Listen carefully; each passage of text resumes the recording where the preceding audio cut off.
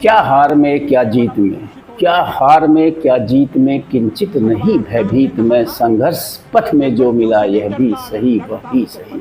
ये अटल जी की पंक्तियां हैं और शायद अटल जी गीता के उस श्लोक कर्मण्येवाधिकारस्ते मा फलेषु कदाचन से प्रभावित होकर ही इन पंक्तियों की रचना करी होगी। तो कहने का तात्पर्य यह है कि आज अटल जी जैसे नेता कहाँ विलुप्त हो गए।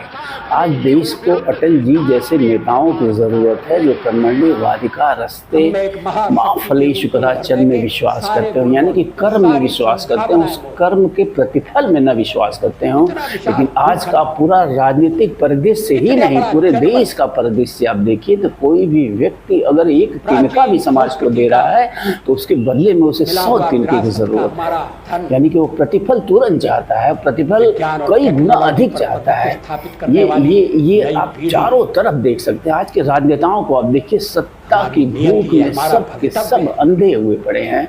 तो कुल मिलाकर मैं विश्लेषण ये करना चाहता हूँ कि 3 चरणों के चुनाव के बाद जो है मोदी जी की टीम जो 400 पार वाली थी वो कहाँ खड़ी है, और इंडिया गठबंधन जो देश भर के जातिवादी और अनेक प्रकार के नेताओं को लेकर जो गठबंधन बना, उसका नाम इन्होंने दिया इंडिया गठबंधन, वो कहाँ खड़े हैं। तो कुल मिला के मित्रों 543 लोकसभा सीटें हैं देश में, जिनमें से 283 सीटों पे चुनाव हो चुका है 3 चरणों का लेके।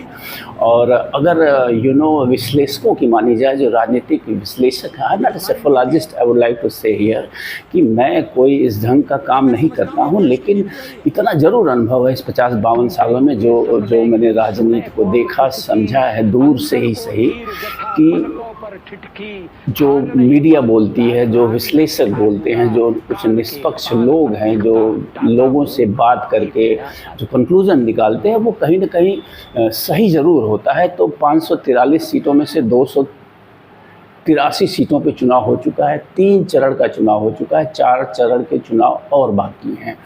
और इसमें अगर स्थिति देखी जाए तो जो चीज़ें क्षण के सामने आ रही हैं, प्रतीकात्मक रूप से वो चीज़ें दिख भी रही हैं। अगर आप ढहते हुए शेयर मार्केट को देखिए और तमाम चीज़ों पे नज़र डालिए तो एक चीज़ स्पष्ट हो रही है कि एनडीए गठबंधन की सीटें घट रही हैं।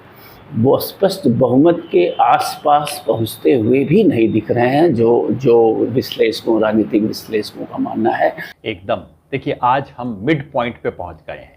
आज के फेज के बाद 283 सीटों पर वोटिंग हो चुकी है, 260 बचे हैं, तो बिल्कुल मिड पॉइंट क्रॉस कर गए हैं। सवाल ये अजीत भाई कि मिड पॉइंट क्या टर्निंग पॉइंट बनेगा, ये असली सवाल है। और उसकी कारण ये है जो आपने बताया, आज की सीटों को यदि हम 94 मान लें, इसलिए क्योंकि सूरत की सीट पे चुनाव नहीं हुआ लेकिन चुनाव हो गया, ऐसे ही मिल गया उनको, तो जुंगे में मिल गया उनको। तो 94 में से, और अगर आप बीजेपी में बीजेपी के सहयोगी भी जोड़ लें, 94 में से 80 सीटें पिछली बार बीजेपी के पास थी। अब आपके पास अगर 80 सीट है तो अब आप उसमें से केवल लूज ही कर सकते हो, गेन तो नहीं कर सकते। और ये काफी टाइट है रेस।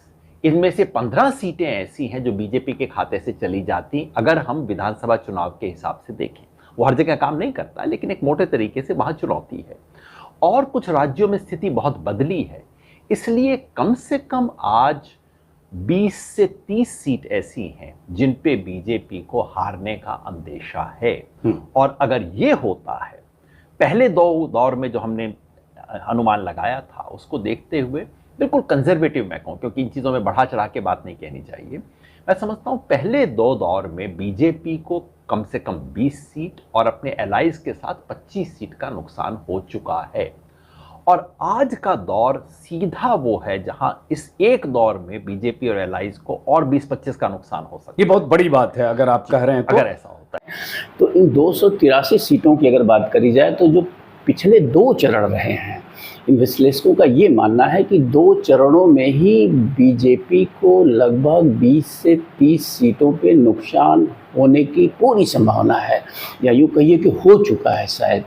कि पिछले चुनाव में जो इनकी सीटें जहाँ चुनाव हुए हैं उनमें लगभग 20 से 30 सीटें अधिक थी, वो कम होती नज़र आ रही हैं। और सबसे महत्वपूर्ण बात है कि तीसरे चरण का जो चुनाव है, जो भाजपा वाले प्रभाव क्षेत्र का चुनाव है, आप कह सकते हैं कि 94 सीटों पे तीसरे चरण में चुनाव मतदान हुआ है। और इन 94 में से 80 सीटें ऐसी हैं जो भाजपा की झोली में थी। यानी पिछले चुनाव में इन 94 में से 80 सीटों को भाजपा ने जीता था। और जो चीज़ें सामने आ रही हैं मीडिया के थ्रू, विश्लेषकों के थ्रू, उनका ये अनुमान है कि